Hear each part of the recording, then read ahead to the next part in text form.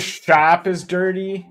Like, it's not just like one thing. It's like every little factor that can cause you to get a dirty install, he's like participating in every one of those factors.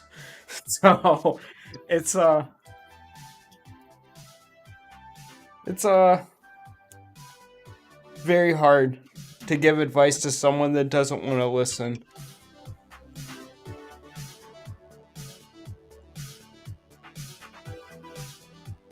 Yeah, that's so true. Or I didn't put out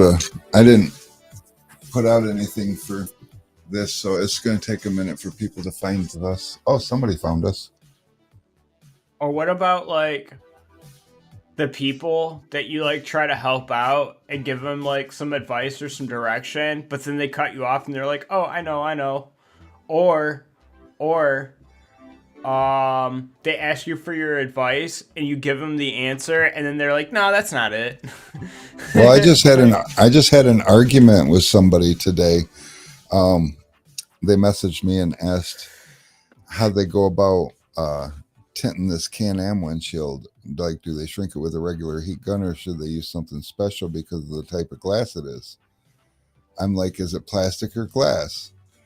And he says, well, I tested a little spot with a razor blade and I scratched it. I'm like, it's plastic. You don't. And he's like, well, I mean, can I just be careful? No, you don't. I'm not going to give you any more information. We went back and forth for like 10 minutes, and I'm sorry, I can't give you any ideas or suggestions because my experience is within a couple of weeks or a couple of months, it's going to start bubbling and the windshield is ruined and you're going to be held accountable for it. And I'm not going to be a part of that discussion. look, take can it even be tinted since it's plastic? No, there's stuff like Matico has a product. There's other people that have a product. Avery used to have a product, and now they have a product strictly for flat glass. It's 6 mil thick, so on curved windows it really wouldn't work. But it's Matico's version is called blister free, but I've heard bad results for that. So, um, honestly, if it's not flat, don't do it.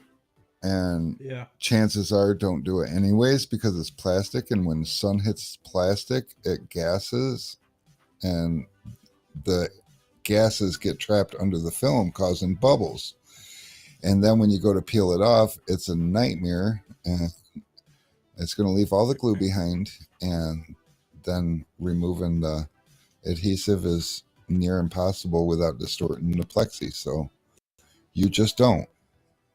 And the bottom line is, if you're desperate enough to feel like you need to, you might be on the wrong side of the employment spectrum. Yeah. Tinted helmet visor. Well, those are cheap. Those are like $50. So when it gets ruined, it is what it is. But those Can-Am and Polaris windshields, they're not cheap. And you slap some tin on that because you're desperate for a couple $100, and you're going to find out that that person's coming after you for ruining their windshield. You're supposed to be the professional. So, what's up, Brian? Hey, Ryan.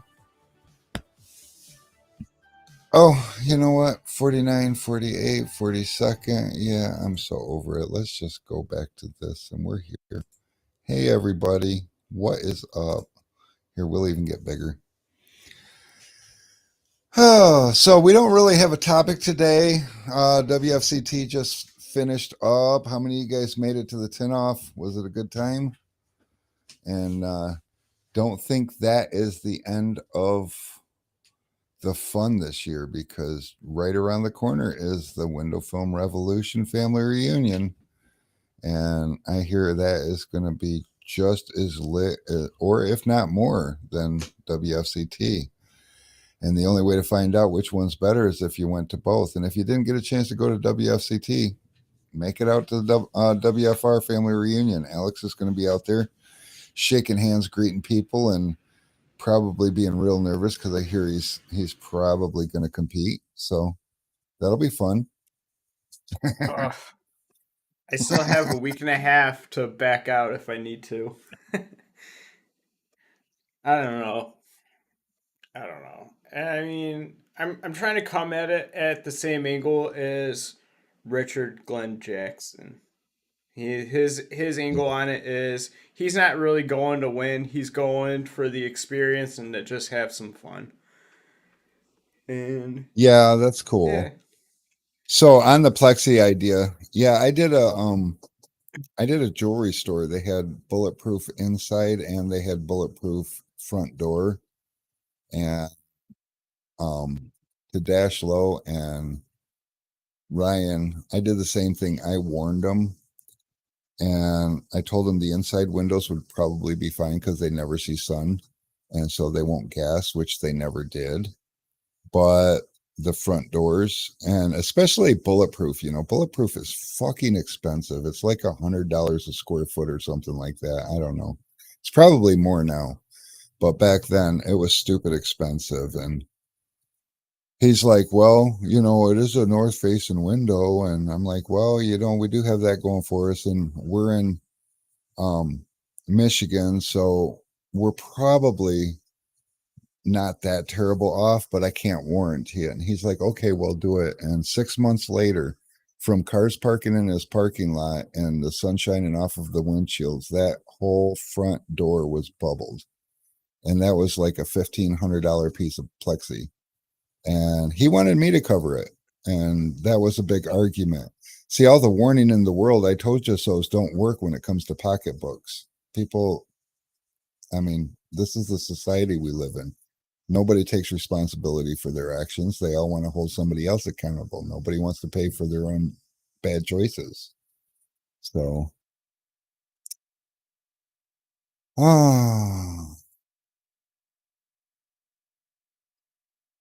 Facebook user got to make it. I don't know who Facebook user is. Haven't seen Facebook user in a while. he's anonymous. He's anonymous. Anonymous. What's up, Corey? So, yeah. Ryan says no backing out, Alex. Oh, it's Johnny Blades. I don't believe him.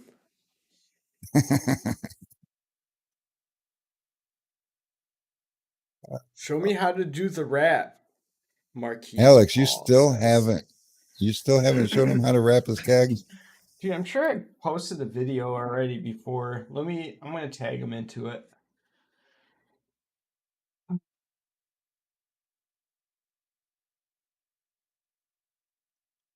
Johnny Blades is cutting out the negativity. Negativity. I hear that. Nobody needs negativity in their life, especially any of us. What's up, Joe? Good to see you.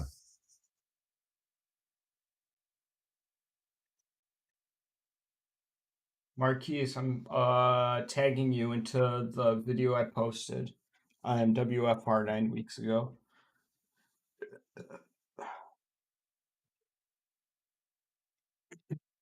Alex is lazy. Hey, Marquise, are you gonna be at Window Film Revolution, the family reunion? Because if you are, I can wrap it there for you in front of you. And then he'll rip it off and tell you to do Yeah. it. Or not. That might be mean.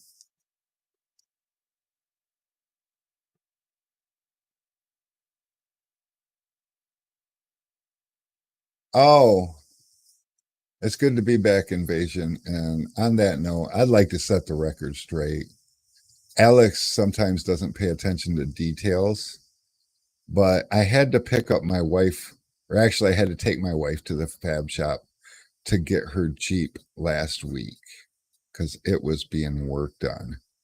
Now, at the same time, I did drop mine off when I took her there because mine was next, but mine was going to wait until Wednesday morning, but she kind of needed hers for Wednesday for work. So it was important that I took her, and they close at 5 o'clock, and it's like a half an hour away, and I still had to go pick her up from the house. So I thought I was going to make about an hour of it until I actually ran the numbers, and I realized that, oh, I got to leave here about 4. Well, shit.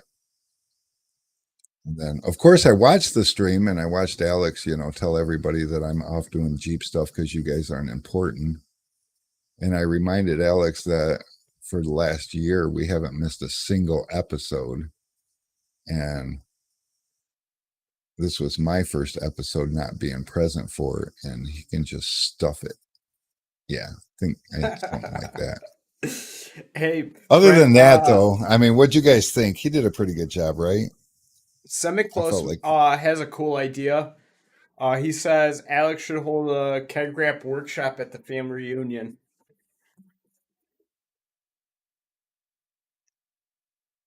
that's actually not a bad idea.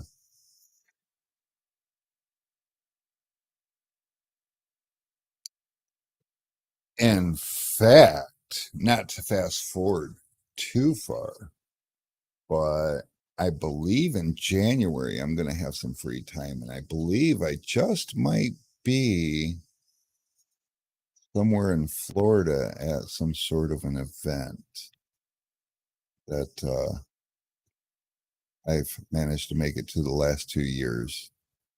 And well, that's all I can say about that. But I'm going to have some cool new stuff there, and definitely going to do some workshops and hands-on stuff. And um, you know, bringing attention to myself isn't really my thing, and that's too bad because that's kind of part of the show over there. Because each one of these events, they bring something different to the table, and the one thing that the Tinner Battles brings to the table is entertainment. And so I'm not good with that whole in character thing. Closest I can get to it is, they call me the Tint Whisperer because of things that I do with window film that don't make any sense how window film can do that. And I don't know how to spin that into anything, but I do want to take down the reigning back window shrink champion, which is Marco from Expel. The man uses a torch, but there's not much I can't do with a torch. Now, I haven't shrank a back window in a long, long time. But on the other hand, when I was at this year's Tinner Battles, I hadn't shrank in a long, long time.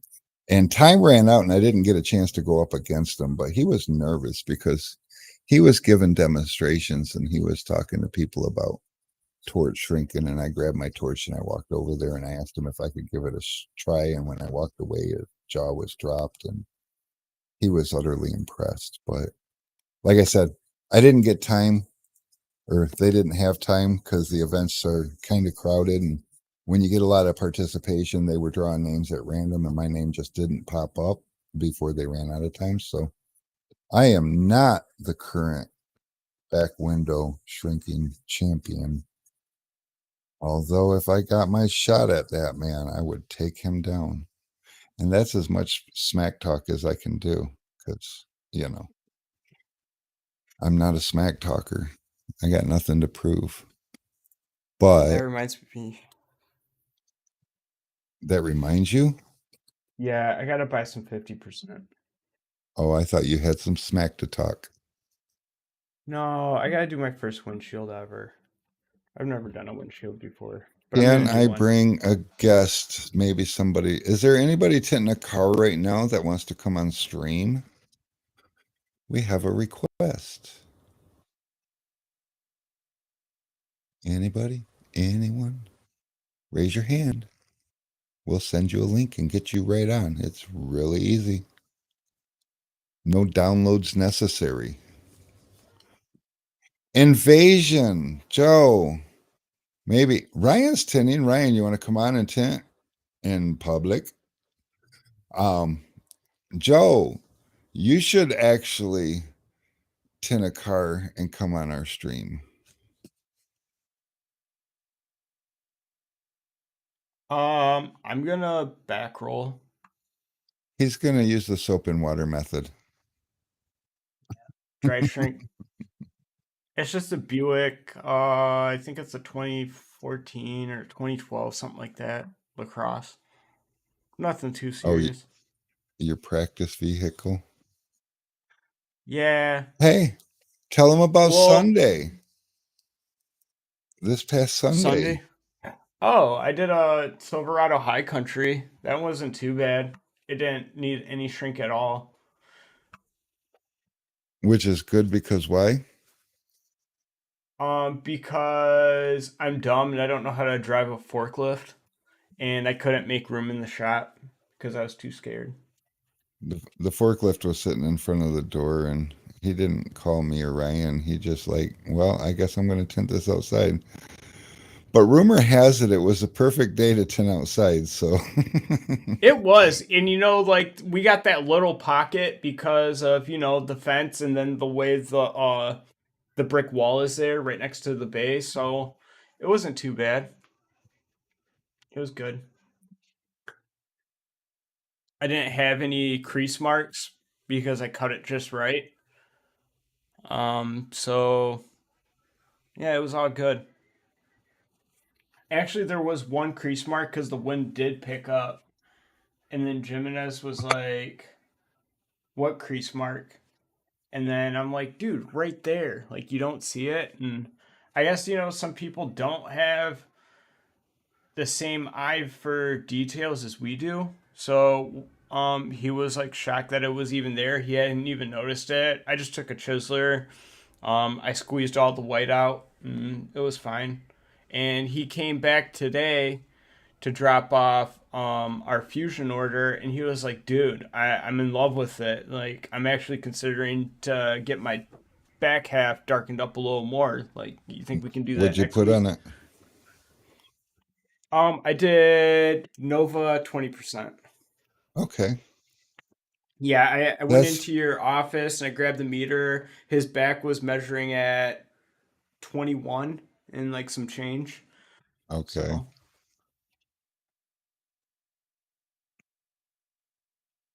yeah, and it was Ryan like Wilcock. it was a stupid crease. Like the wind picked up real quick and I caught it almost in time, but it was like blowing over from the back edge and then the top edge, and it made like a little pinch point like right at the mirror, like maybe like 2-3 inches back from the mirror. But like the mirror pretty much like covered it. So that was kind of cool.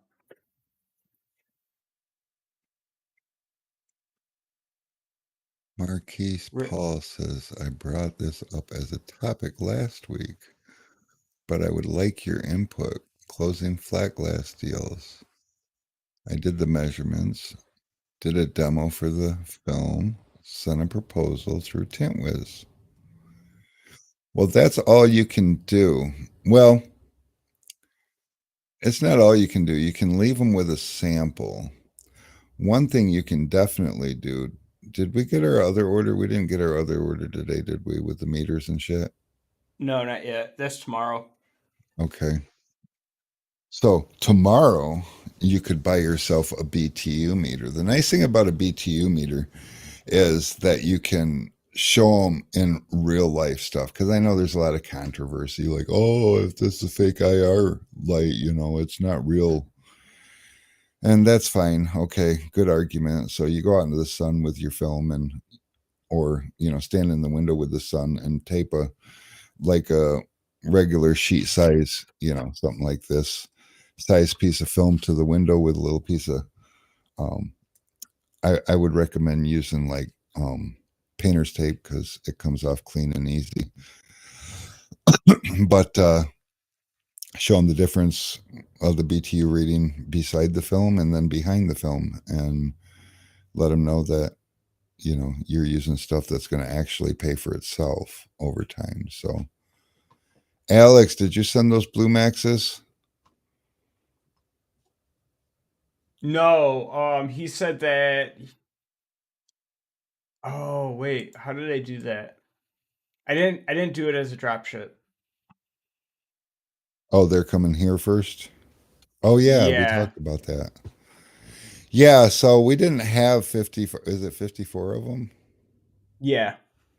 Okay. So they'll be here tomorrow and we'll get them out. They should be there. They should get to Tallman by Friday, is Yes. my guess. Yes. If they're here tomorrow, they'll be there Friday. He is 2 days from us. Dark side says in a small window when you go to take measurements. That way they can see the tin in action for a day or two. Try to do one next to another window and tell the customer to check the heat throughout the day. Yeah, that's an excellent idea. We don't do that. Well, actually, we could do that now. Mary used to just go out and do the bids, and then I would go do the tint. But Mary has taken over the whole operation, and that is a real good idea because two things. One, they do get an entire window tinted so they can feel it like plain and simple. And the other thing is they kind of feel attached to you if you've already done one. They can see your work, they can see, that they're going to like it and you're going to do their whole house that way. And it really does kind of help give you credit in their eyes, especially if they're getting multiple um, bids.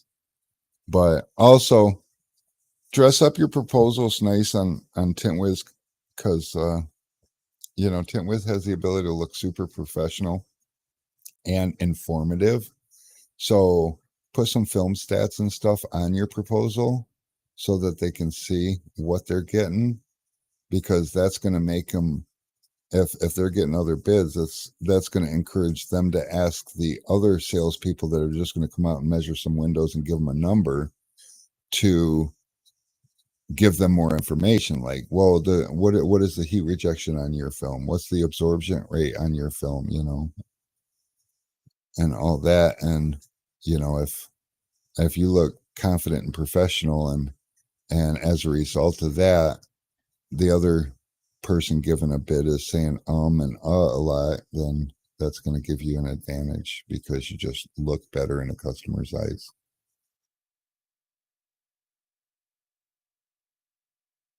Tallman stopped by the print shop this morning.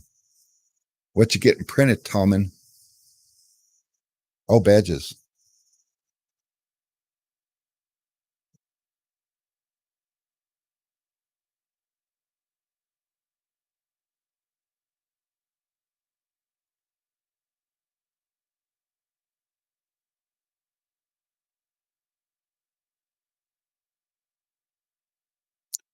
Ryan, that's a good point too. He says one of the biggest obstacles he has is that some customers got no vision or imagination. They can't get the idea or feel of a room from a little sample.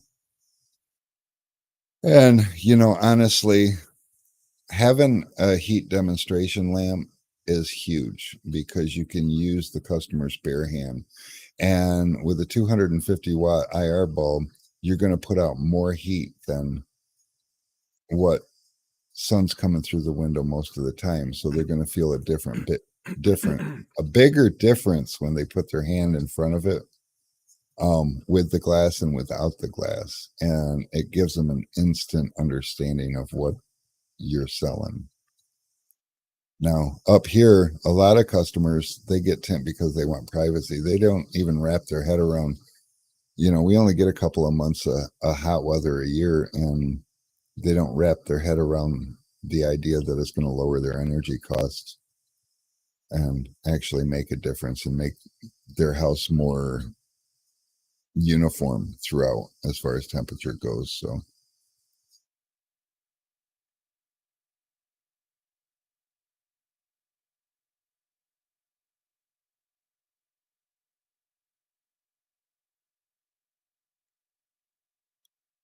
Billy says, how's business, everybody? He's going crazy because he just took a week off and then he's got volunteer time that he does. And he's got a birthday week and all kinds of stuff going on. So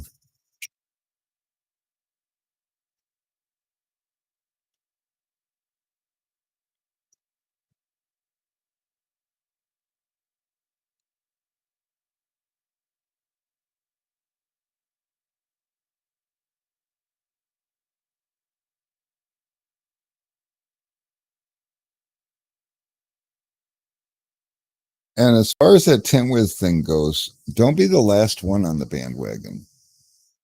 Because by the time you realize that most people are getting electronic proposals quick and easy, and you're not doing it yet, you're late to the party, and there'll be no advantage to it.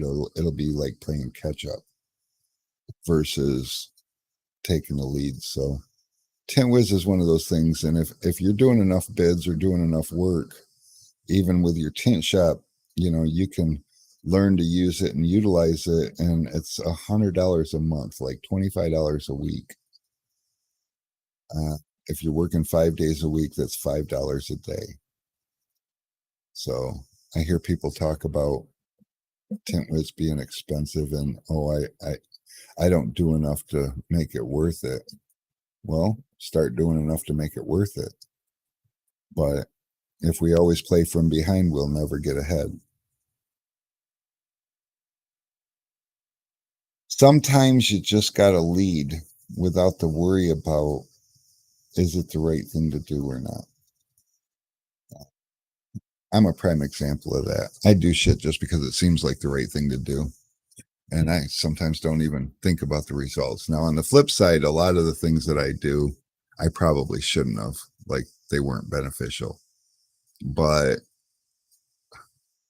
all the beneficial ones, I didn't wait for, and they work out great.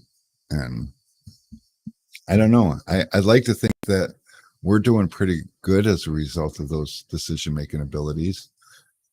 Alex likes to listen to this rich dad, poor dad thing. And he's always saying scared money don't make money. And it's true. If you worry about spending your money in the wrong place and you're hesitant to spend money, it takes money to make money. And I know that everyone wants to paint a picture like window tinting is really cheap to get into and you make a lot of money. But the reality is, if you want to grow a successful tint business, you've got to shell out. You've got to invest in yourself. And it is an investment. And he who invests the most makes the most. And it's that simple. We have a lot of local guys around here. They'll quit the company that they work for and come in here and want to buy film and start their own shop. And I'm all for that. But then they're like, well, what's the cheapest thing you got? And that is not how you do it. And all I can do is give advice. And me and Alex was talking about this earlier, that somebody wants guidance, but they don't like what they hear from you, so they just ignore it and off they go. And we watch people fail, and there's nothing we can do about it because they're allowing fear to run their business. And you let fear run anything, and it's going to run it straight into a wall. Any day of the week, any topic, any subject, fear is not your friend. And it's just that simple. Yep. Getting shit out. I never gave a shit about that. And now today it's necessary. Oh, working on cleaning up his website, and old habits won't help if I used it. So I need to use it properly. I think I get what you're saying, Billy. For sure. Ryan is probably done with his windshield strip that he had left to do. We have Ryan's phone number? We probably do. But he's not tinting no more. It was so close. So close. So Billy said exactly what I said. I don't know what I said, but it was good because Billy said so. I Yep, don't it's know. done. It gets me thinking though, like there was like a little more to it too, where it was talking about the mentality we need is like, oh, I can't afford that. It's It should be like, how can I afford that? Um, Yeah.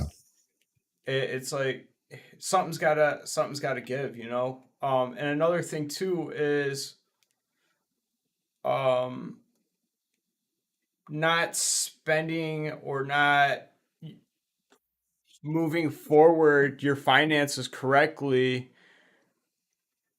is more than just like a money situation. It's making you miss out on opportunities for other things. Um and like Billy working on his web page, that's him creating more opportunity for himself. Um all And those like sales, huh? one thing about us window tinners is we're simplest. We want one squeegee that does everything. We want one scraper that works everywhere. We want one back window reach tool that does everything.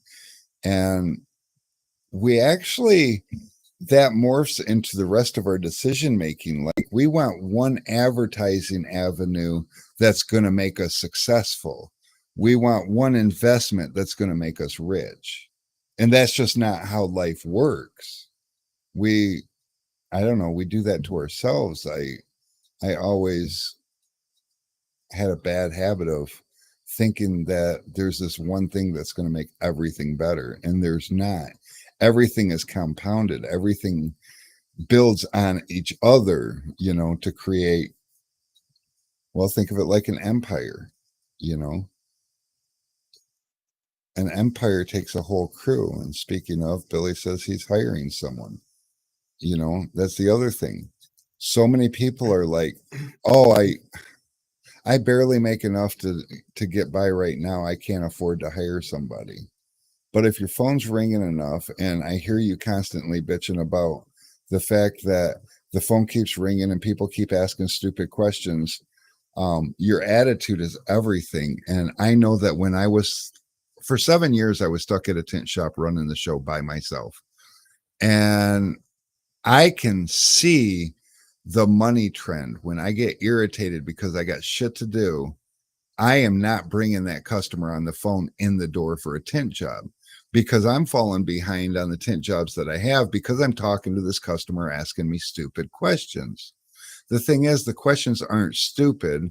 They're uneducated questions that deserve answers. And if I took the time to answer those questions and make the customer feel like they were important to me, I'd probably schedule that job for later down the road. But instead, I brushed the customer off because I need to get to my job. And when I got honest with myself, that person that I hired for, at that time would have been $10 an hour to answer the phones, working 40 hours a week as a $400 paycheck a week, but would allow me to do 5 or 6 more cars a week. Do the math. If Yup. I'm doing, at that time I was doing $165 completes. So say there's 6 of those in a week. That's 6, 240, $160 a week, and I got to pay this person 400. Yeah, and that's exactly what I mean by how you direct your money and missed opportunities. Like, yeah, you redirected $400. It might have costed you $400, but that gave you new opportunities to be able to do more cars in the future.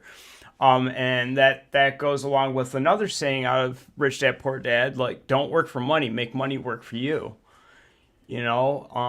Because that gives you increased opportunities to go ahead and make more money.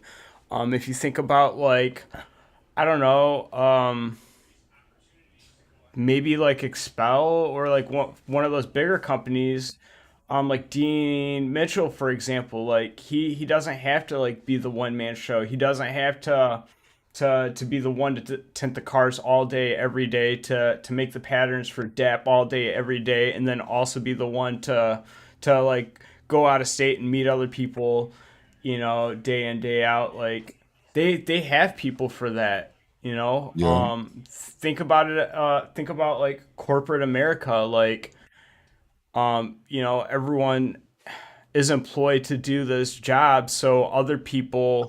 It's exactly what. Avery Dennison isn't doing, but they're trying to do. Bad example, Alex.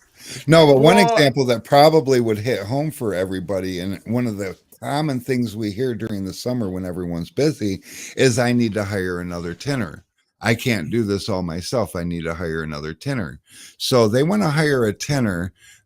They know they need to pay a tinner what a tinner's worth if they're going to keep the tinner, but or they need to train a tinner. And here's where the kicker is. If you train a tinner, chances are that tinner is going to be, if you take good care of them, they're going to be loyal and they're going to last longer than a seasoned tinner walking in the door. And that's a story for another time, but ask me how I know.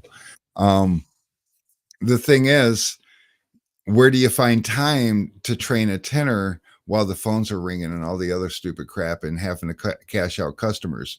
So the tinner's standing back there with his finger in his nose, waiting for you to come back from the phone call or cashing out a customer so that you can show him the ropes. And so that investment becomes a hindrance on you that does not pay off.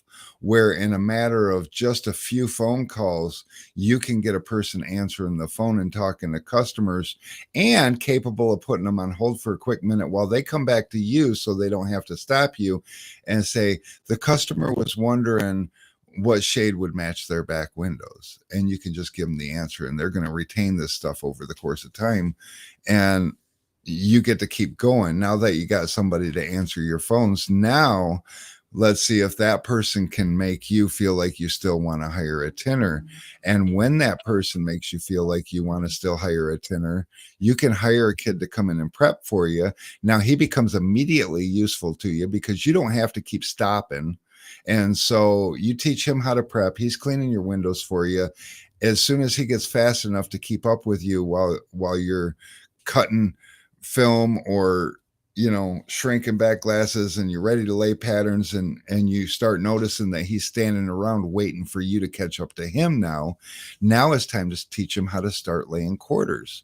And as soon as he's standing around again, you give him a fucking door to tint and he'll sit there and tint that door. Every single car you tint, he'll tint a door. And is Ryan capable of putting somebody on hold? Because that was 2 phone calls in a row.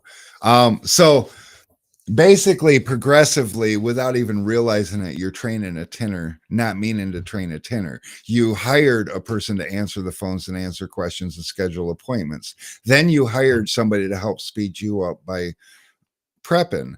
And before you know it, that person's tinting beside you and you're getting cars done in half the time. And you decide, what would be better is if we hired another prepper. And the cool thing about that is now you've got 2 tinners, 1 prepper. And when that prepper within a week or 2 gets the hang of his job, he can keep up with both tinners. And eventually he's going to be standing around with his thumb up his butt. And now at the moment that he's standing around with his thumb up his butt and you got enough business for both tinners and you're getting the jobs out and you wish you could do more, you hire another prep guy, have the other prepper teach him the ropes. As soon as that other guy's prepping, somebody takes the old prepper under their wing and fast forward their learning ability to tint windows. Before you know it, you got 3 or 4 tinners, 1 or 2 preppers, 2 people answering the phones because all of a sudden the phone's ringing enough that one person can't handle it. And you're a business person. You step away from the cars and stop tinning. And now it's time to start managing and growing your business. And that's kind of the trend that we were doing. I don't have a part in the tint shop anymore. Mary runs that on her own. But my step away, I don't tint anymore. And that's where I came from. But now I run Sun Distributing. And it started out selling tools out of the back of the tint shop while I was tinting, and bouncing back and forth. But Mary's over there with 3 employees, and I'm over here with 2 employees. And now the employees are learning to run the show, and I'm sitting in my office most days letting them, and when something creeps up because, obviously with 1,300 SKUs, sometimes we run out of stock on something and don't realize it, and it becomes an emergency. So they come and tell me about those emergencies, and I'll handle it real quick. And then supplies and other things that we need for our day-to-days, and I handle that. And when we have a lull and that needs to be handled, then I walk Alex through handling that. He's starting to take over some of those bigger responsibilities. And before we know it, we're going to hire another person. And it's just how, but you keep investing in your business. Always put money back into your business and don't worry about making money off your business. Think of it like, if I worked for somebody, how much would I make? Okay, that's how much I'm going to make.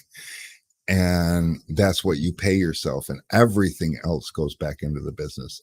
100% of it. We're not saving for the future right now. We're investing in our business. And right now, Sun Distributing is doing good. And it's not because I'm great and you guys are great and we made this place great. It's because you guys are great and I was willing to reinvest back into the business and continue to grow it. 4 years straight, we grew over 100% a year.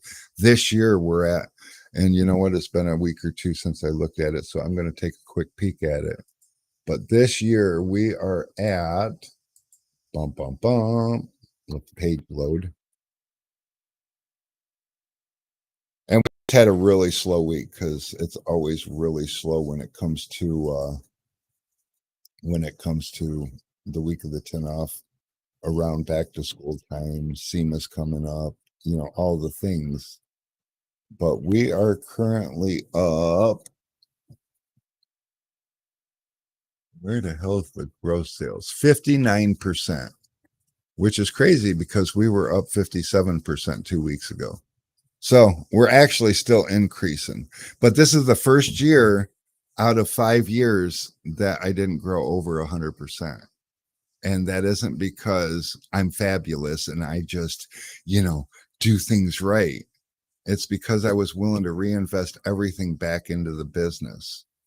I had 800 square feet 2 years ago when I moved into here. And when I moved into here, I had 800 square feet worth of stuff. Well, this building's 5,400 square feet, and we're busting at the seams with inventory, and we don't tint cars here. We have a forklift. I don't know. I have a forklift, and I think that's the coolest shit in the world. I never had a forklift before, but I got a slitter. I make my own bubbles now. Instead of buying bubble wrap, I bought a machine and I make bubbles. I bought this great big monster $700 stapler so we can staple boxes. I paid $15,000 in tooling just to have boxes made. Things that you don't even think about making money, but they're required if you want to continue to grow and continue to make money. So, thinking about what we're doing moving forward. And I talk to people sometimes about, and we talk around here about the difference between employee mentality and employer mentality. And there is nothing wrong with having an employee mentality. We need those in the world, and they're what makes the world go round. They're probably the most important part. But that person's limited because there's things in marketing that they don't think of and don't know about or understand. There's things in business, the behind the scenes stuff. The employee minded person might sit and look at what a company grosses and think, damn, they're doing really, really well, and have no idea about the insurance cost and the overhead and the utilities and whatever else goes into keeping things going, that costs thousands of dollars a week, and the payroll and everything else. And that's okay because they got an easier, better life. So the employer mentality people that do create the business and do the social media marketing and all the promoting and all the building and reinvesting, all they have to do is find those employee minded people that are good and take good care of them. And that's what we do. And they stick with us. And so hopefully that makes sense. I don't know. I feel like I was babbling there for a minute, but it's something I'm kind of passionate about. My whole life I always wanted to work for myself, and I'm the anomaly. I see so many new guys just rather start their own business rather than go work for somebody. I worked for somebody for 22 years in the tent industry. It was the best thing I could have ever done because I was the employee mentality, but I always wanted to work for myself. Good news is fear ran my life, and I was always afraid that if I started and failed, I'd have no place to turn. You know, if you start business for yourself, it's hard to go work for somebody after making as much money as you can make, when in reality is if you fail, you're not making any money, right? So um I learned all the things to do. I learned all the things not to do. What's up, Roberto? I learned um a lot in that 22 years. And when my turn came up and the opportunity was presented to me, and how did the opportunity get presented to me? In the middle of a recession, when my boss expected me to take a $300 a week pay cut, and I wasn't willing to. So he requested we parted ways, and I wished him luck. And I went to work for myself. And that was in 2011.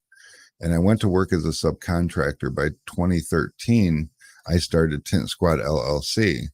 By 2017, because of everything that I learned along the way, by 2017, I was the largest automotive tint company in the state of Michigan. We were doing 6,000 cars a year, and everybody made good money. And I just kept reinvesting. By 2017, it was Haneda Window Film, and now since been bought out by Avery Dennison, but they made me a distributor. And I decided, okay, that's my next step in life. And I took the same things that I learned and I moved them into the distribution, and continued to reinvest and continued to push and continued to grow and continued to take care of the people around me. And here we are in 2022, just on freaking fire. It's amazing. I mean, I got my own film line that I can proudly stand behind. And no, I'm not a manufacturer, and I'm not going to be one of those guys that has my name on a box and pretends to manufacture it. But I will tell you, unlike a lot of Reeboxers, I don't use the same manufacturer for all my lines, because I'm a 35-year window film veteran, and I understand that it's hard to find one manufacturer that makes all the lines that you want to work with the way that you want to have them, you know. So you got to make concessions if you're going to carry an entire brand. So I went to a couple of different manufacturers, and I get my dyed film from one manufacturer, I get my carbon and my ceramic from another manufacturer. They are both the absolute top of the food chain in their class. But where I get my nano films, they don't do so well with dyed. And where I get my dyed film, they don't have a carbon film. And their ceramic is a dyed ceramic. And I'm not about that either. I understand the carbon technology and the nanotechnology. And I know that when there's a company that leads the technology, if you can get their stuff and you want the best stuff in your boxes, that's who you go with. I pay a little bit more, and believe it or not, I go against my own advice and I sell it for a little bit less. But originally, I mean, I've been selling Helios window film for almost 5 years now. And it's been kind of on the hush hush. And I basically bribe people to try it, because I'm also honest when I talk to people about my film, that, you know, when I started out, it was kind of untested.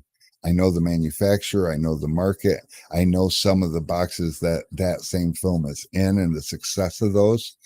So I did my homework, but I couldn't go on social media and be like, oh yeah, so and so has the exact same film in their boxes and blah blah blah. And you know, I can't grow my brand that way. So I have to start out from scratch. This is a brand new line. Are you willing to try it? I'll give it to you for this much. And I learned what I need to make for it from it. And I make a reasonable enough markup for myself to pay these guys to box it up, cut it up, bag it up, all the things that go along with um, being a supplier. And now it's growing itself. I've seen posts, I always see those posts as, you know, what's your guys' favorite window film between GeoShield and Flex Film and whatever? And I sit back and I'm like, when's somebody going to say Helios? And I saw that. I saw It somebody went say today Helios. because you know what? That are you talking about that post we just seen today? Yeah. Guess what? That was the customer. Oh, And well, he just son bought a of a roll of bitch. he just bought a whole damn roll of Supernova. Holy shit, So right we out the gate. right out the gate. So Now, we gotta give that person we gotta give him some love. yeah, for sure. I What mean, was it? Dalton Palmer. And you know what? Dalton Palmer, who else? Doug Lane. They always tag us in window yeah, tint stuff, and they that's awesome. And I did, I did like you liked his comment, and then I was like, um, give us a call. I'll throw you a 10-foot sample. And he called and he was like, you know what? Screw the sample. Like I got this windshield I gotta do here in like this weekend. Like I just send me the whole roll. And he bought not just a 100-footer, he got a 60 by 100. So bam. that's a man who is willing to invest in himself. He's not playing with scared money. And that's cool. Although be careful I mean, I'm all about selling the expensive stuff if that's what you're going to buy, but Well, I guess he got an there's some experience. Well, like I don't know the exact number, but just a generalization. We have a big three, of like film companies. And he was with one of the big three, and he was just like, something happened, and he wasn't liking the way that things went down. So he was looking to try something different, and that's what it was. And I didn't well, agree with him that brand was shit or anything like that. I was just like, yeah, like what you were just basically saying. I'm not gonna trash talk other brands. I'm not gonna compare our brands to anything else. Like our brand is our brand, and for sure. take it or leave it. Hmm. Vinny says, give him a hand job. I'm out. Well, I mean, he was like, "Y'all got any marketing material you can throw in there?" And which, by the way, I should tell Ryan to maybe like throw in some warranty cards, throw in some mirror hangers, and send him a hat. And we got some trifolds too. You Yeah. can send them some supernova trifolds. Thing is, Matt is a Osser tinter. He is a tycoon, which is why many of us follow GeoShield. Just like when he said you are the best for tools, here we are buying tools from you. No, I love your tools. Truth. Ruth. Yeah, so funny thing about see I got nothing bad to say about GeoShield. It is an excellent window film, and their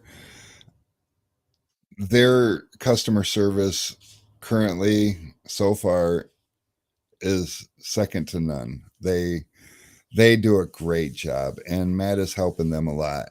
And before Matt started doing the lives on the YouTube, he actually bought Avery Dennison from me, but and he wanted to buy Helios from me.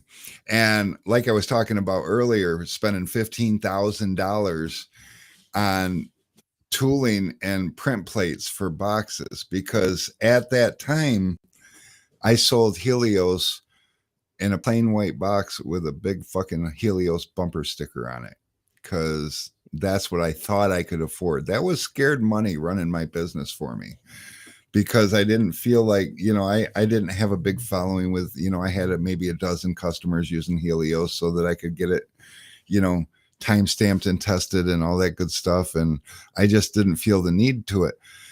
But the opportunity it costed me, because he stopped using Avery, not because he didn't like Avery, but because it comes in a plain brown box and it looks stupid on video. And I told Avery that their marketing, their packaging looks stupid. You know, we're tinners, we're a little flashier than that. They can get away with that with the rap guys because they don't care. You know, they use a whole roll on one car. They don't care what the box looks like. It's going in the garbage tomorrow. But us window tinners, you know, we'll have a roll of film for 10 cars, you know, and it's going to sit around, and we like to display it on our walls and make it look good and all that stuff. And can't do that with Avery. But he wouldn't switch to the Helios because he wasn't going to put a plain white box with a bumper sticker on it on the wall. And Matt is the reason that I finally pushed the button and spent all that money on tooling and everything to get my boxes made. And I'm glad I did, although I never was able to rope Matt in because I'm not trying to take anybody else's customers. And Matt is Burns's customer. So I'm not going to try to take Matt away from Burns. That was a mistake on my part. I costed me that account. But that's my funny little story, anyways. And like I said, GeoShield is a great film. I've gotten to play with it and I've looked at it, and it's gorgeous. It's I can tell you, I wouldn't be a bit bashful to put that in my boxes. Um, but I'm You know, super stoked about the film that I do put in my boxes. So I'm not after anybody's customers, and I'm not after their product either, because I love everything I got going for me, and I need to learn those hard lessons like we all do. The question is, do we learn from it? You know, what I did was, after I had lost, because I already knew how much Matt spends on film because I sold him film for years. And because of not moving forward with marketing on my film, he I lost a customer. And I could have been like, oh, well, damn, okay, chalk that up to experience and just kept moving on with my life. But instead, I then, without a sign of like this is going to make a difference, no immediate reason, I spent the money and got the boxes made. And I do believe that it's helped, but I don't know that it's gotten me another Matt. Although Matt doesn't buy as much film as he used to. But what he does for the brand that he uses is huge. That would have been a game changer.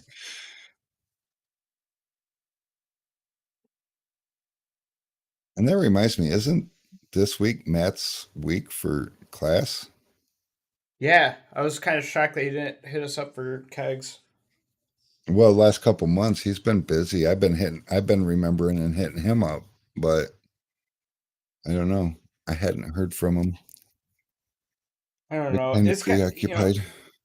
I can't wait for our flat glass film to get custom boxes because I feel like that's kind of more important as far as branding goes. Because like, yeah, you got your like streamers who like stream and show off their film boxes in the background of their live streams and stuff, but like flat glass boxes, like people are bringing those into the customer's house, you know? And how Mhm. cool would it be for them to have something flashy um to bring into the customer's house or business or wherever they're doing their flat glass job at, you know? Well, I don't want to talk about it because these box companies right now are just the worst to work with. I don't even know Well, what the hell.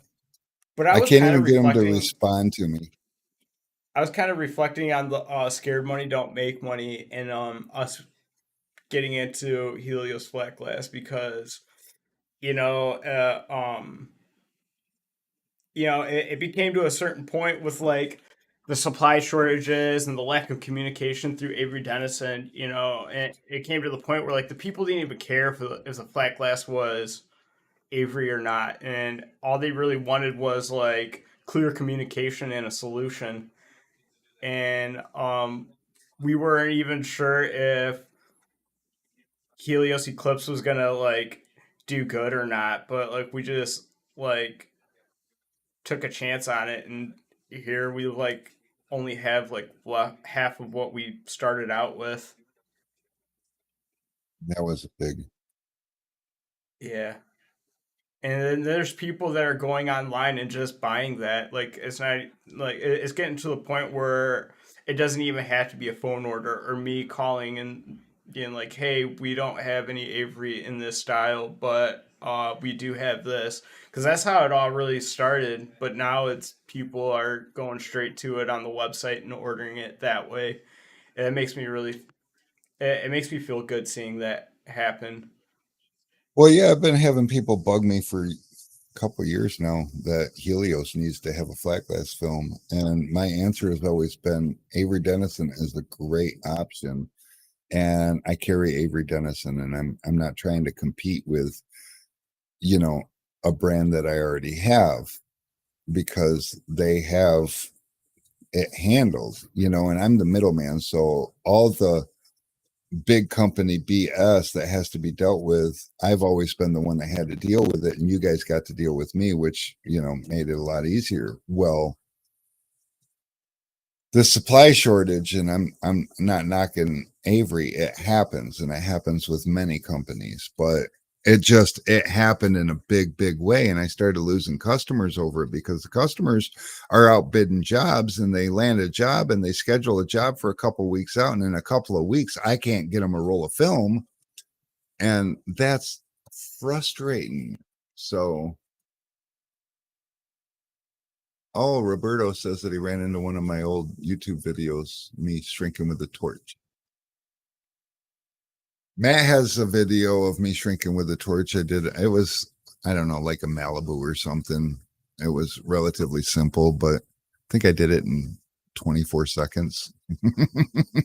I have a torch video of you shrinking a Corvette back glass in response to someone saying like, "Yeah, you can torch shrink all you want, but what are you gonna do when you have a Corvette?" And then you're saying that you could do that, and Yeah. they're like, "We want to see videos of it." And so I started recording it, and then you creased it, and I'm like still recording it, and you're like, "Are you gonna just sit there with the camera? Or are you gonna come and fucking help me?" I'm like, "I got you." But he shrunk it. I mean, it took like a couple takes. What's up? Your daddy? Oh, okay. Bye. Have a good day. Oh, It was look at Keith that. letting me know his grandma's here. Look at that. Time He flies likes when you. we're on live. Yeah. Dude, he's so light. He weighs less than my daughter.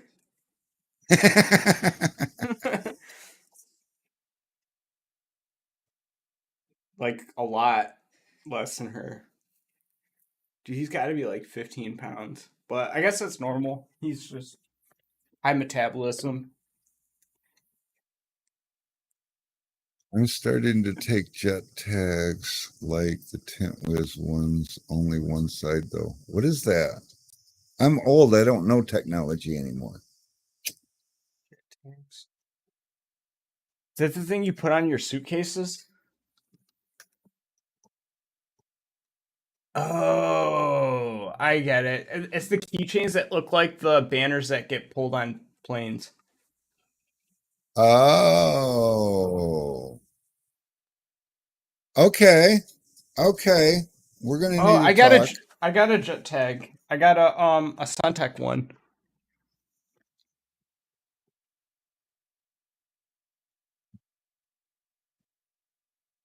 Funny story about WFTC. Brittany and I, My, well, mine's yeah, like better. that. So T Town says he can make those. One sided. How do they get this two sided? That must be two. Yeah, because it's sewn in. Wow. But that's Eric DeVos. She spends all the money. Talk about a man that reinvests everything. And he doesn't just invest it into Tintwiz, he invested into us too.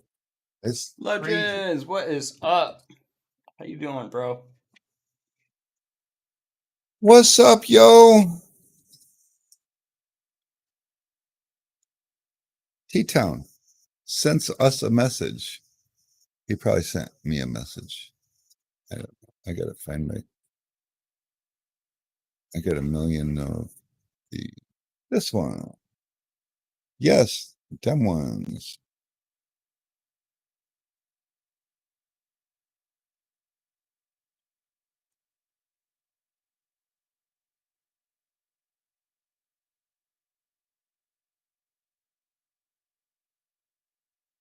Let's see. I can do this. I can do this.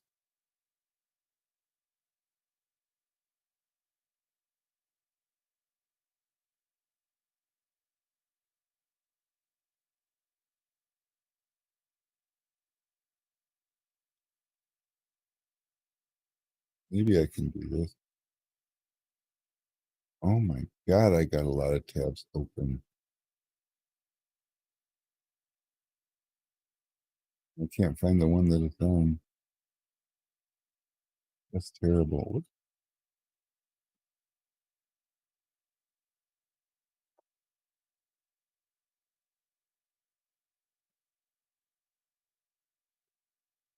Mm, this one. This one. That was a lot of work. I got like a Wow. million tabs open.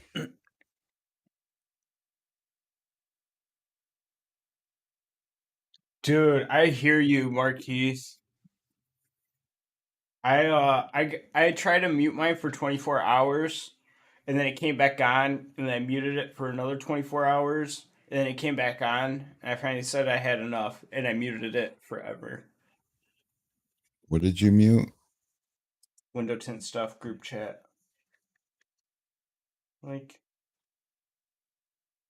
it is worldwide popular, so of course All um hours of the night.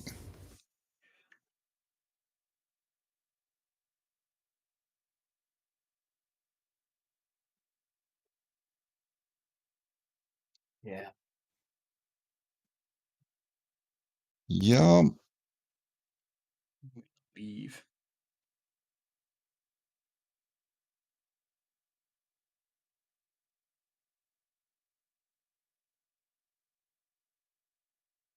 Grommet punchers. Like gonna be my next metal album name. Grommet Puncher. My that's my metal band name. Well. Oh, I need to go get a haircut.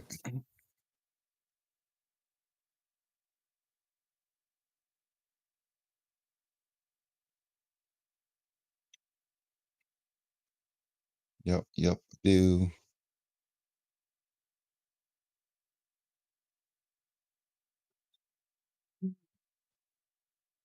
Yeah, Tim, I told these guys that when that was noticed that it's new technology and Matt is always diving into the newest stuff first, and so he'll figure it out. But right now, he's probably just trying to figure it out. On your phone, not on the PC. So that's even dumber because your phone will annoy you all night. The PC, you can actually just turn it off, you know, but it's not on the PC. It's just on your phone and it will notify you all the time.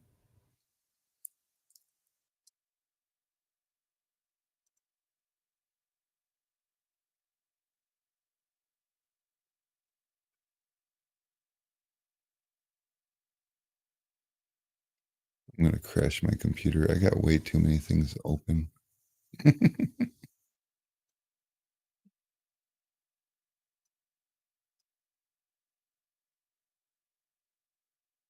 We'll close a few of these windows.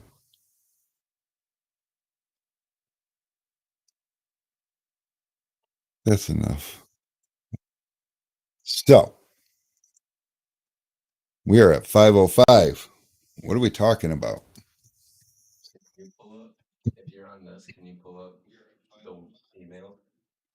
Yeah.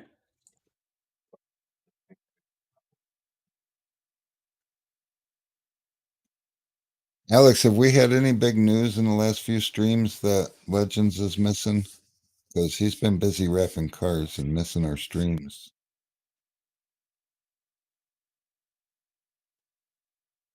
Alex announced that he's going to be going to the WFR family reunion and competing.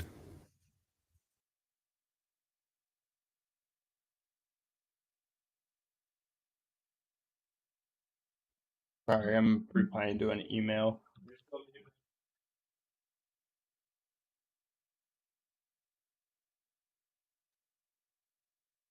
Playing to an email.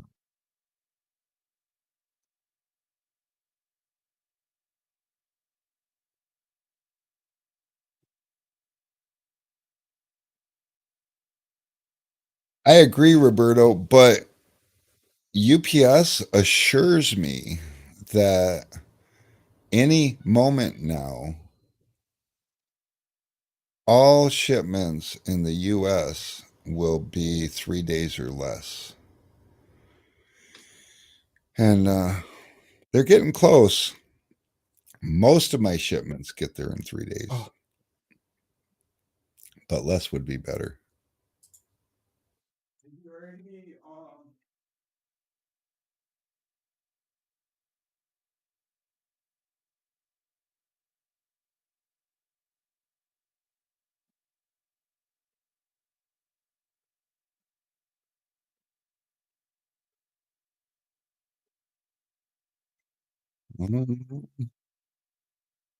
Oh, I'm so stupid. Rick, what's the thing called that you put the air in on top of the keg? I'm drawing a blank for some reason. Schrader valve.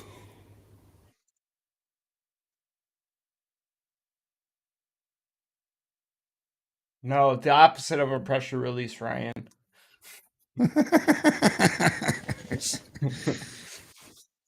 Release insinuates that it's not getting put in. The air chuck thing. All right.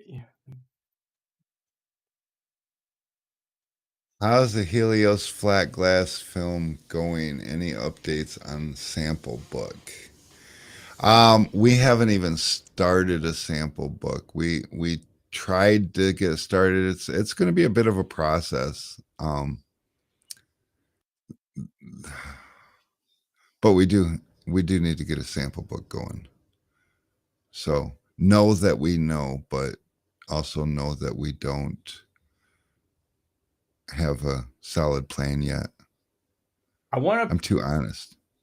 I want a cool ass shirt to wear at the at family reunion. I think I might design me a shirt real quick and then buy it.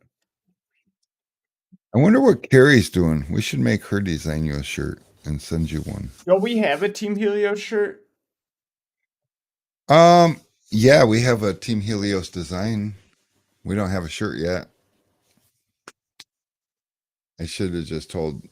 I tried to cut corners and save some money, so I told her just send me the art and Maybe I'll just wear a Tint Keg shirt. You can wear any shirt you want. Because the Tint Keg shirt's kind of jersey like. It looks like one of the cool shirts they'd be wearing at the the competitions.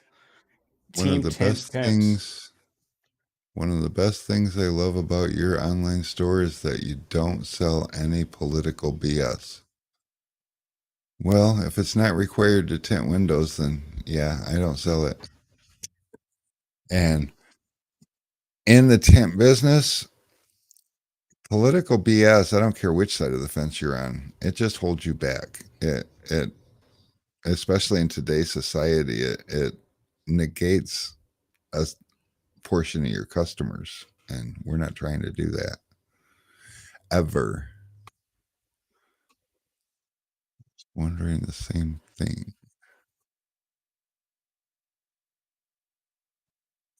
Samples of flat glass. No, not currently. I can send It's samples of a couple things. What were you thinking, Invasion? I figured out a way. I sent somebody a sample of some Helio stuff the other day. I used the slitter that we use for the poly to cut out a perfect 8.5 by 11 sheet, and then I used the poly to make like a little folder, and then I threw like a piece of cardboard with it to give it some strength so it wouldn't get all dinged up. Genius. I should put you in charge of marketing. I mean, I don't know. It's kind of cool that I'm in a class right now that's going to teach packaging design. So we'll see if Yeah, that'll be helpful. A lot. I'll ask my teacher tomorrow. What I can do is I can send you a combined thing of samples with Avery Dennison and Helios together. We just ordered a bunch of Avery Dennison flat glass sample books the other day, so I can get you one of those too. Um, Yeah, that gives me an idea. But we'll work on that. We'll get back to that for sure. 'Cause I'm not 100% positive. you know what I think we should do? I think these samples right here, I bet you that their sales team actually glued these together. I feel like this is just cardboard paper glued together. It might be. And then one day, one random Thursday where it's slower than hell,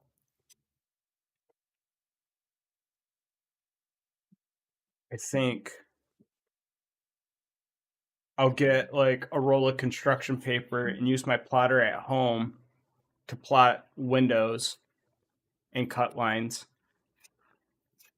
Well, we could do even better because I could get a little like hydraulic press or an air press, and it doesn't have to be huge. And I can get a cutting die made to stamp out the window with a Yeah. jig. So then we could just get those printed. I could buy the folder thing that's expensive, but it would make the perfect folds. And we could make them. Maybe I'll make a Yep. concept at home.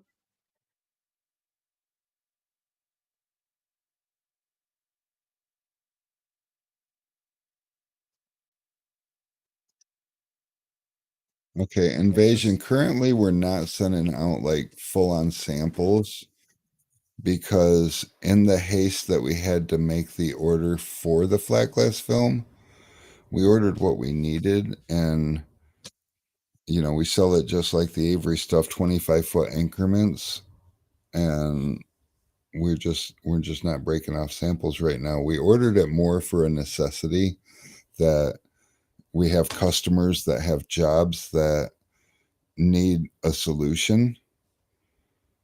So we're not full on going out and look, my theory was right. See this folds? The ink carries over. It was a full sheet, and they did fold this over, and they glued it. so on the backside, let's see the backside where it folds over. No, it folds into like so it's hidden. I see. Yeah, and they glued it so well that it looked seamless. But if you look very closely, you could see a seam. And I just took my knife in there and popped the glue off. I bet you there's a company that makes those that we just don't know what to call them, so we can't search them. But we came close the one day. Yeah, pouch, folder. We searched everything. Don't worry, Joe. We'll keep you in mind when we do start pushing And we'll probably start pushing sometime over the course of the winter when we get some ADJ. dust settled. What's up, Jay? How was your trip? Did you have a good time? You looked like you had a good time. Yeah, right now it's just silver and dual reflective. And we don't even have the silver on the website yet, Alex. Oh yeah, we don't. I forget about that too. There's just so many wheels turning around here, and it just takes one little, oh my God, we're out of this or You know whatever what? I to. was shocked. I was like on Facebook yesterday, and then like I'm seeing a bunch of posts of Byung tinning with Richard. I'm like, wait, didn't Richard not go to the tin off, and he lives in L.A.? Like, what is Korea Tinner doing in L.A.? I didn't He's on even think they knew each vacation. other. He's just like doing pop up surprises at people's tint shops and like, hey, let's light some windows together.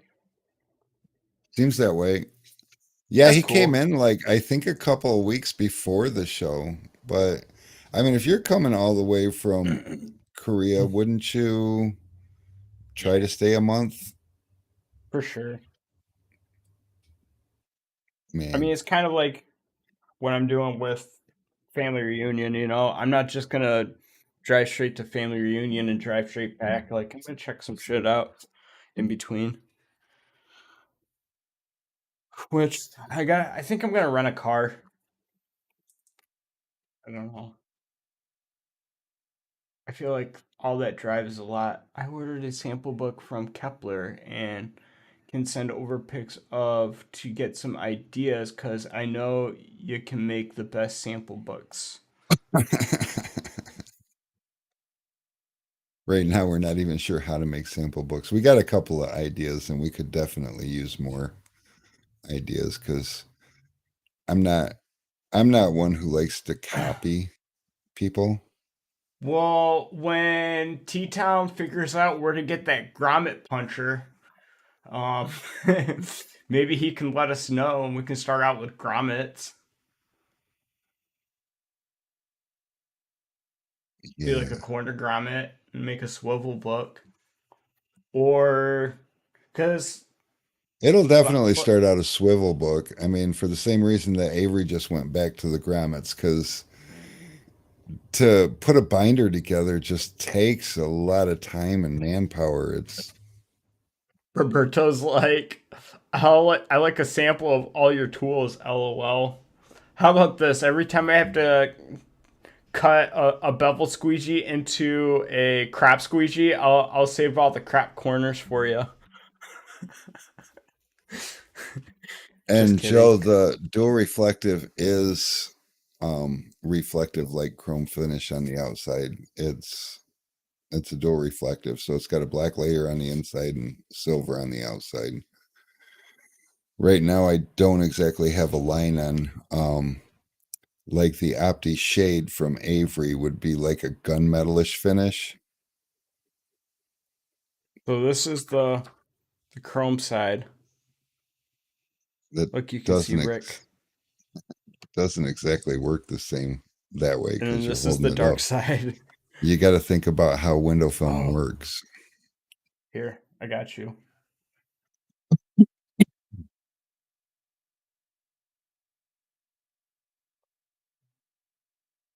You can lay it on a black piece of something or a dark something. There you go. Oh, I got That that hold was on. that was so close.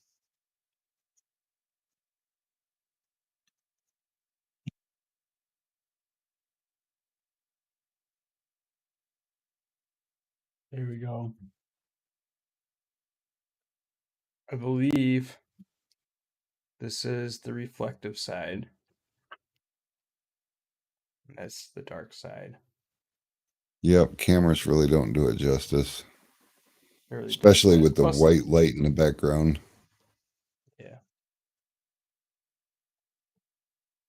So you can see it if you look at the right hand side of it. If you look at the left hand side, it's really not a lot of difference. and the white paper doesn't help. It's the white light, Alex. Oh, look though. Look how. Oh, this side, and then bam, dark. Yes. If you rotated your light so it wasn't reflecting the overhead light, then you could like, but yeah.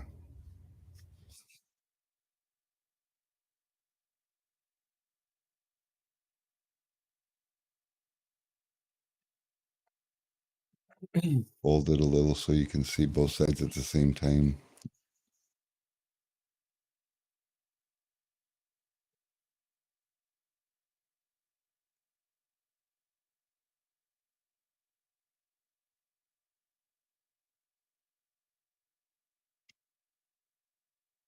That's fired. I missed something. I don't follow along very well. Lost my So guess page. what? Guess What? what I should have in about a month. I don't know if everybody wants to know, but should I tell them? I mean, I don't even have tracking information yet. Shit takes forever, but I've been waiting a long time. I don't know. It might be too soon. Too soon. I'm not going to tell you. You'll have to stay tuned. We'll keep them on the edge. But it's going to be epic. Speaking of epic, is it going to rain tonight? I was just like looking that up, and then I got sidetracked. I get sidetracked too. It looks like in Waterford, Michigan, at about 7 o'clock, we might get a little rain. Although it says 5%, so it doesn't make sense.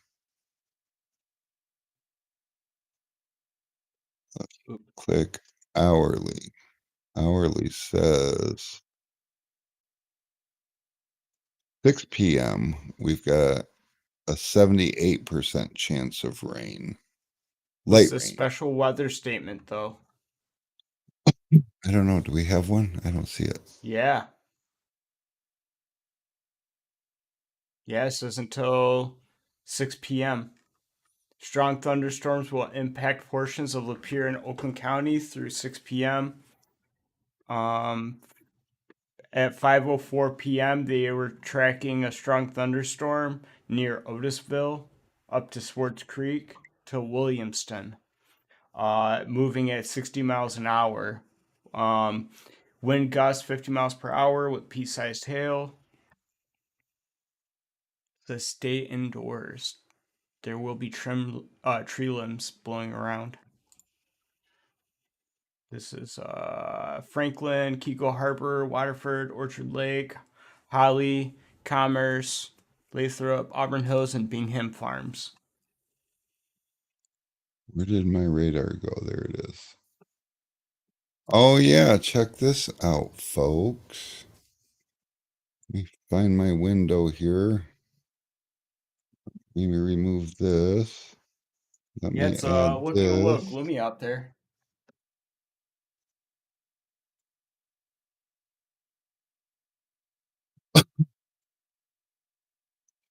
Look, we're right here where the blue dot is. And it's coming to get us.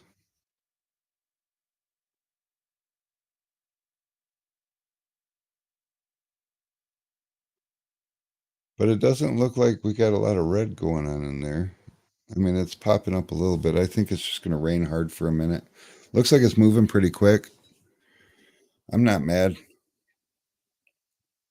Although I'm supposed to do things to the Jeep tonight, but maybe I'll do it tomorrow night.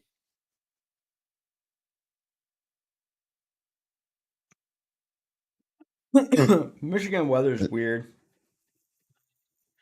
It'll look like is. it's coming right at you, just like that, and then it just like disappears right before it gets to you.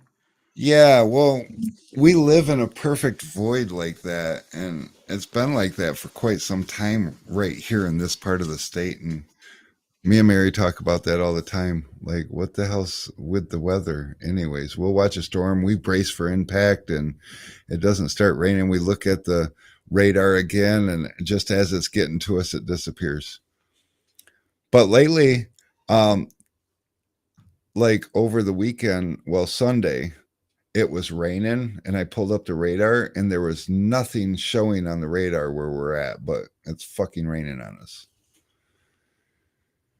And then we got back Sunday night from the park, and um, neither one of us felt like putting the rain covers on the Jeeps. So we checked the weather, and like near 0% chance of rain, but yet we had big Oh, thunderstorms at like 5:30 or 6. did you hear those thunders? No, Making sure my windows weren't down. Yeah, it just thundered pretty hard. Hey, I gotta use the bathroom. I will be right back. he's got to go potty.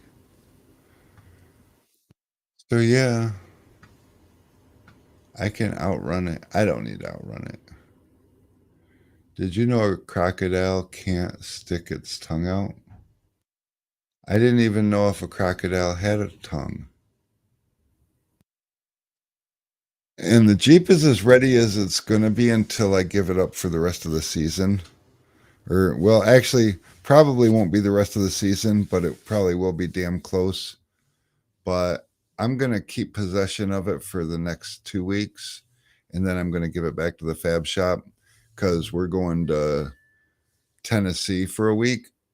And when we go to Tennessee for a week, they're going to have it, and they'll probably need it for one more week after that because they got to get my front fenders fabbed up and my hood fabbed up because they're making me a hood and fenders, and then I'll get it back, and from there I'm rhino lining the whole thing orange and blue because, well, Sun Distributing, Helios, orange and blue, why not? But the Jeep's going to be orange and the accents are going to be blue. Hopefully it looks cool and I don't have to redo it again because, you know.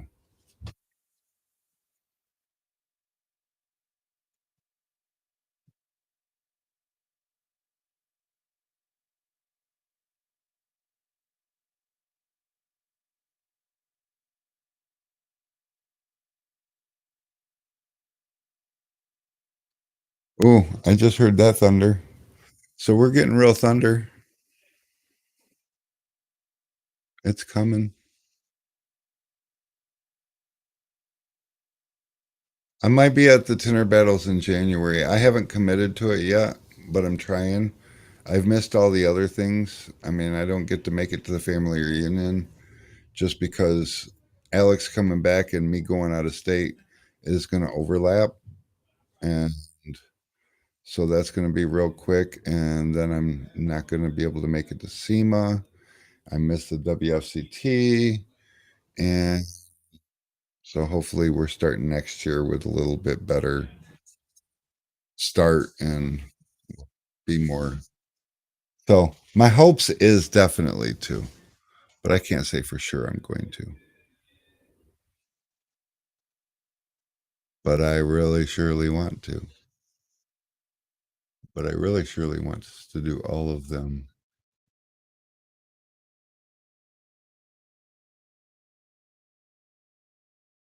Alex got sidetracked.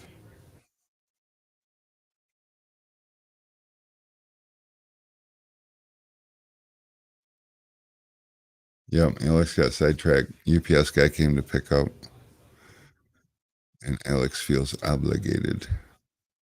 5:20, 5:29. In 1 minute, the radar will update. When storms move in this fast, a 10-minute delay on the radar is a long time. I don't know where the thunder's coming from because I don't see no red coming.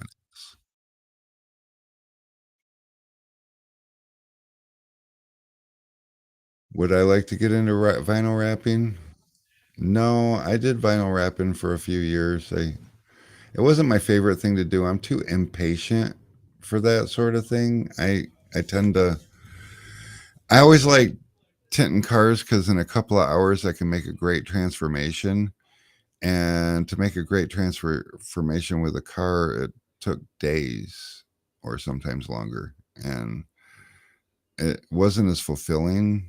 And I never asked to get into vinyl wrapping. The guy I worked for, he just all of a sudden came and said, "We're going to start doing wrapping." He bought a great big printer and laminator and made me learn how to do art on Photoshop and all the stupid stuff. And it wasn't something I asked for. I mean, don't get me wrong. I'm glad I learned it and it's useful for me today, but it's not something I ever asked to do, if that makes sense. So I always felt more thunder, Alex. Yep. Dude, maybe I'm gonna get a US Cutter account and fucking finance this vinyl printer. Oh, here you go. I have been thinking about getting a small, like 30-inch printer and laminator so I could just do my own wraps Oh, I instead of noticed outsourcing those. But the laminator and the printer are two separate things, and I uh-huh. would need both. Yes. Well, I mean, if you're going to go to US Cutter and buy it, then you're probably, you could just skip the laminator because you're buying a cheap printer anyway.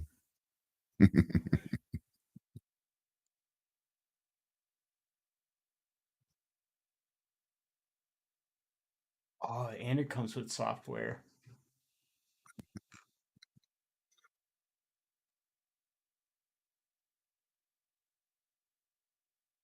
No SEMA for me.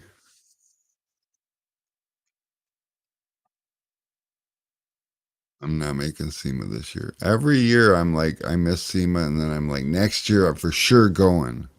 I've been saying that for like 4 years now. Still haven't made it.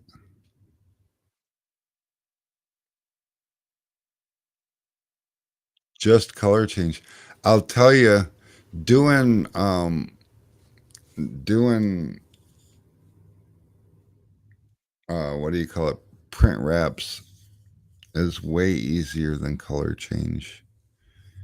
Your your edges don't need to be wrapped near as critically, and I mean, because you're basically doing a billboard, and it's for business and it's for advertising, and so it's purpose driven. It's not like art where when you do a color change, customers expect it to look like paint. So the corners got to be perfect. The wraps have to be perfect, and everything's got to be perfect. And shit, you can cut so many corners when you're doing a commercial wrap. It's in comparison, it's fantastic. The money's quicker.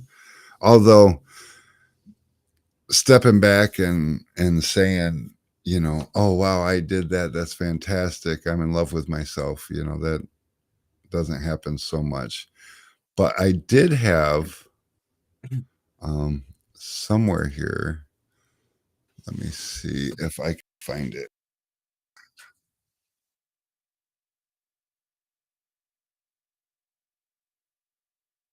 Oh my God.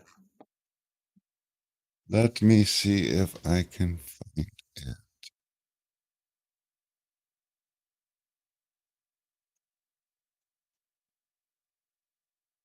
Photo.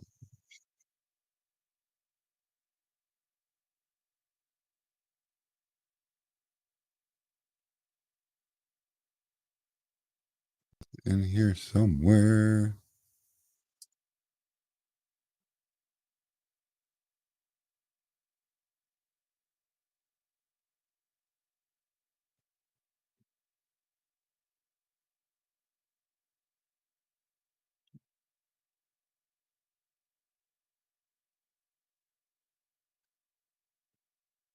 Okay, so this is the last wrap.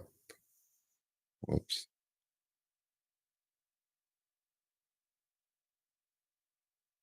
That again.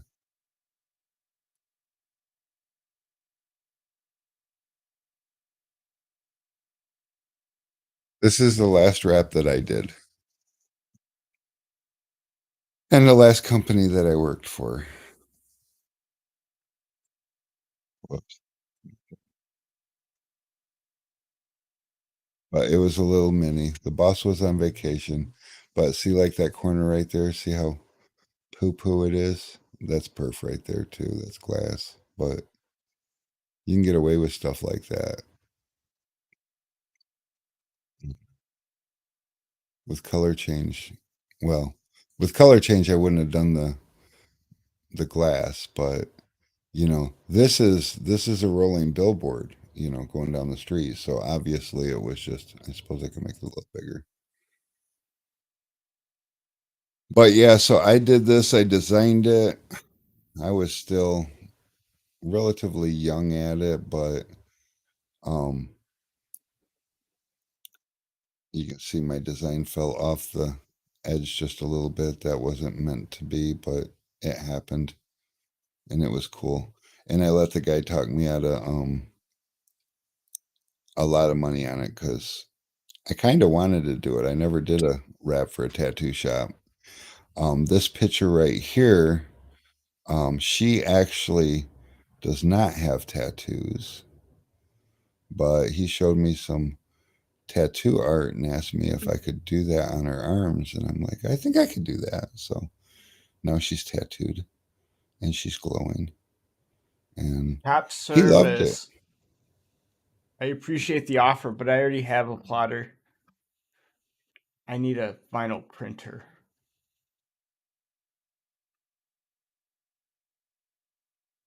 and a cold laminator. Yep. I'll do that once What's I up, buy that Zach? place. What's up, Zach?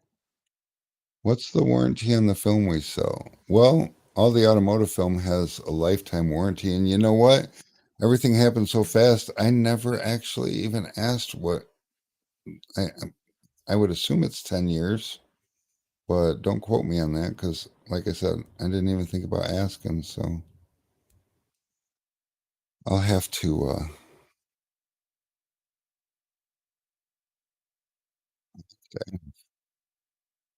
That's the I mean, Roland. It's only a 20-inch.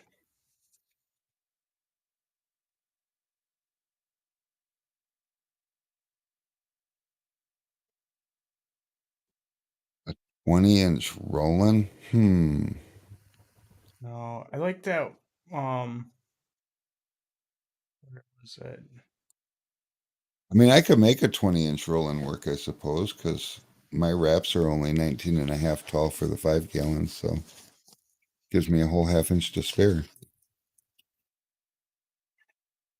But I don't think I can buy 20-inch rolls of vinyl. Maybe I can. I was looking at that. Oh, what was it that I was looking at?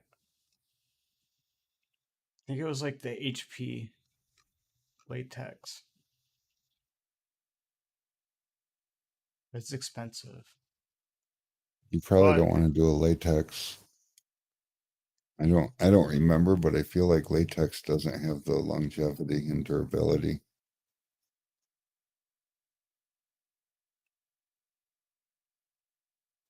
UV printing's good though, because then you can print a window film.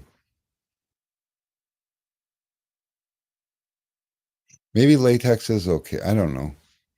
Who knows about printing? Is latex okay if you wanted to do a car wrap with it?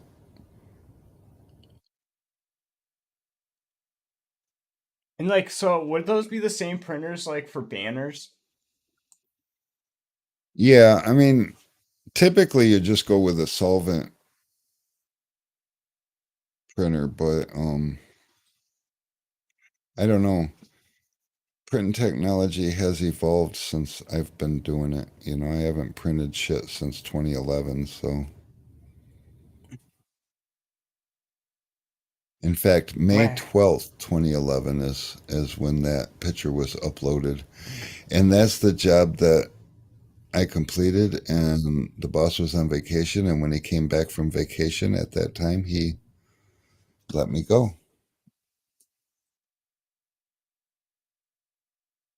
T Town. Would I still have to buy a laminator separate?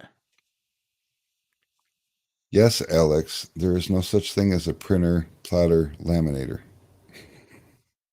And if you I don't wonder if there's laminate it, like I wonder if there's a Matt Blackmer of the vinyl printing world. Maybe.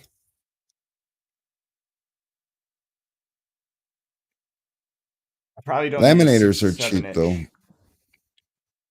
Why not? I don't know. The bigger the better, right? I mean, if you It's got a place for it. 67-inch full auto cold roll laminator machine for $2,000. See how cheap it is? 67-inch printer is going to be like 20,000. So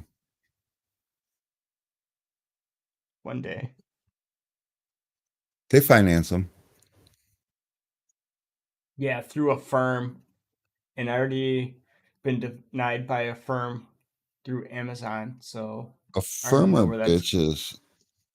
Back in the day, they didn't have all these mainstream shits that's the other thing that's evolved in business and finances. You know, people used to go to lending companies that were more desperate for our business. Now they've got things like a firm where they look at your credit and they're like, yeah, no, we'll pass. And it's like, but I kind of need this. And back in the day, they're like, well, it's collateral. We know where it's going to be, blah, blah, blah.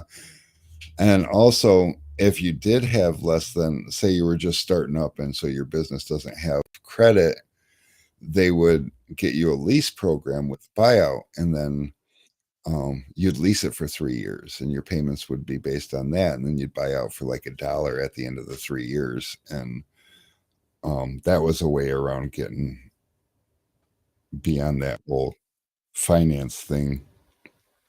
And that's what we ended up doing because we were a really new company at that time. So the company didn't have credit where they could just finance the machine. So he leased it for, I want to say he leased it for 3 years and then we paid it off and it was ours. Yeah, I think the only people that do that now are phone companies.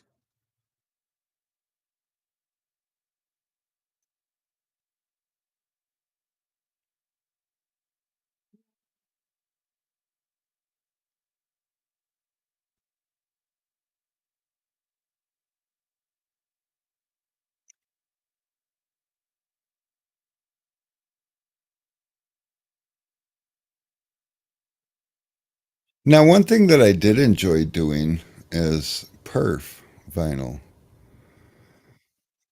But perf is another one of those real quick. Like I could do 60, 62-inch wide windows, 108 inches tall, top to bottom of a storefront. And I could change the whole look of the storefront in a matter of a few hours. And of course, it paid well. Back then to do a storefront with like 8 windows that size, I would walk out with 3,500, 4 grand. And I was done around lunchtime. And it's hard to do that with window tint. Although the cost in material and ink was exponentially higher than window tint. So the profit margin or the profit ability was probably similar. But then window tint, it just seems like there's more opportunity, easier opportunity to sell tint jobs than big storefronts and whatnot. Right.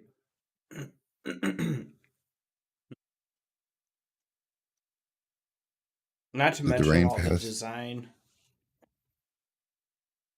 Yeah, sometimes the design could be fun, but when you're doing a full-on storefront, the size of the size of the file is so big, you need it. And back then, a really powerful computer is not shit nowadays, but um, everything's just getting so much bigger. But to get the resolution and the size and everything, just to save the file would take a couple hours. So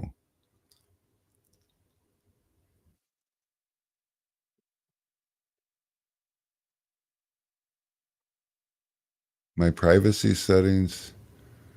It says my privacy settings blocked access to the microphone. But you can hear me, right? Yeah, I can hear you. Well, what the hell is trying to get access to my microphone? Let's see. Dun, dun, dun, dun, dun.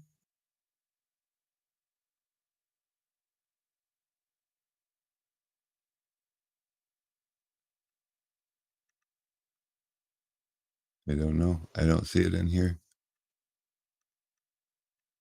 Whatever. Nobody cares.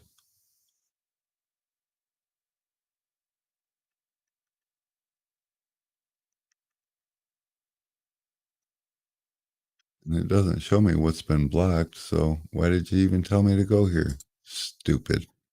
Technology sucks. Don't get old, people. Technology sucks when you get old. Oh.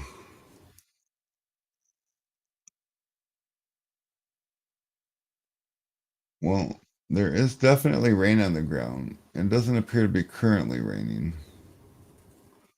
The radar shows the rain is just getting here, too. But it looks really wet outside, like the radar's behind, because this is moving fast. It only goes to 545, but it's 547. 535, but it's 547. Wait, how far behind are we going to be? That's dumb. Used to be a 10-minute delay. Now it must be a 15-minute delay. I'm thirsty. What we all going to do? Hire advice experienced tinner for fresh person and train yourself.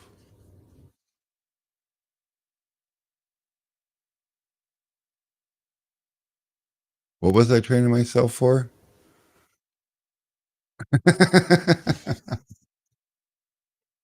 I forgot already.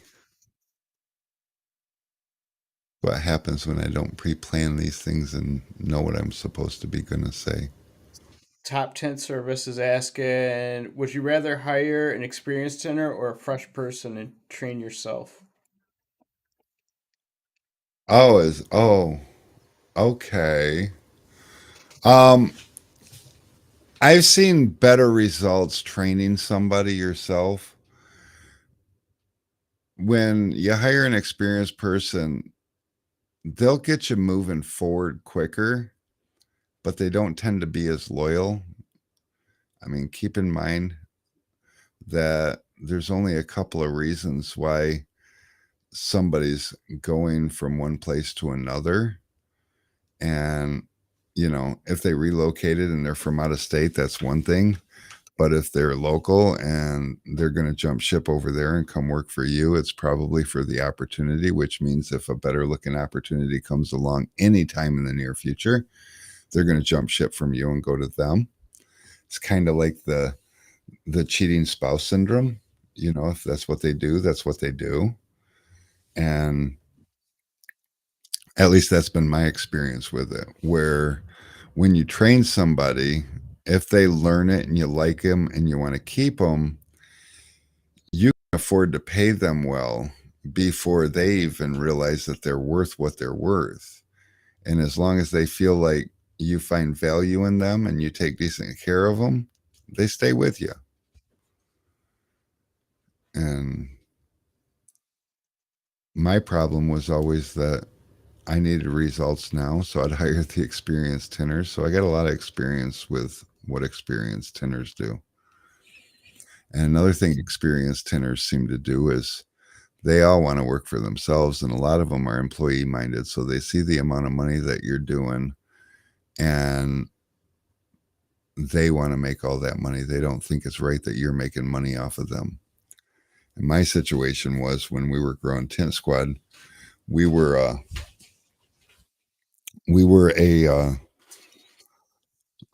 wholesale service for other shops. And so when I took over the operation, it was a 60-40 split. 40% went to the shop we took care of, 60% went to Tint Squad. 50% went to the tinner. So Tint Squad was left with 10%, but Tint Squad had to pay the office staff 10% to do the payroll, billing, scheduling, and all that stuff. And so there was zero left over for Tint Squad. And we was losing tinners because they felt like we were getting rich off of them. In fact, one of my tinners broke a windshield once, and you know, my tinners were subcontracted. They're responsible for their own damages. And he actually blew a gasket because I'm making all this money off of him, but yet I'm going to make him pay for the windshield. By the way, that year that guy made almost $100,000. And he broke one windshield and blew a gasket because I didn't make a dime off of him. And needless to say, we ended up changing things up. Tinners ended up getting 40%. And the shops that we serviced got 7 or 25%. So now there's built in profit for the company, and I could afford to take care of some of those other responsibilities, including carrying insurance for our guys that went into other people's businesses. And, things that you just don't think of. But if you bring somebody up from the bottom and you teach them a career, and when they become valuable to you, you pay them as such that they're valuable to you, then they're more likely to stay. I don't know if that made sense, but,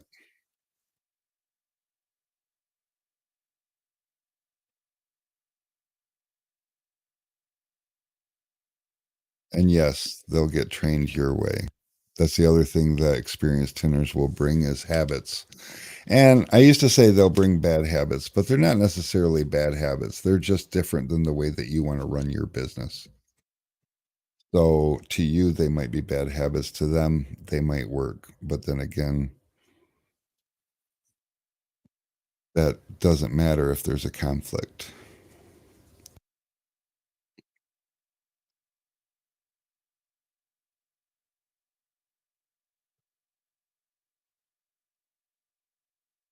Alex, our big storms that were coming aren't such big storms anymore.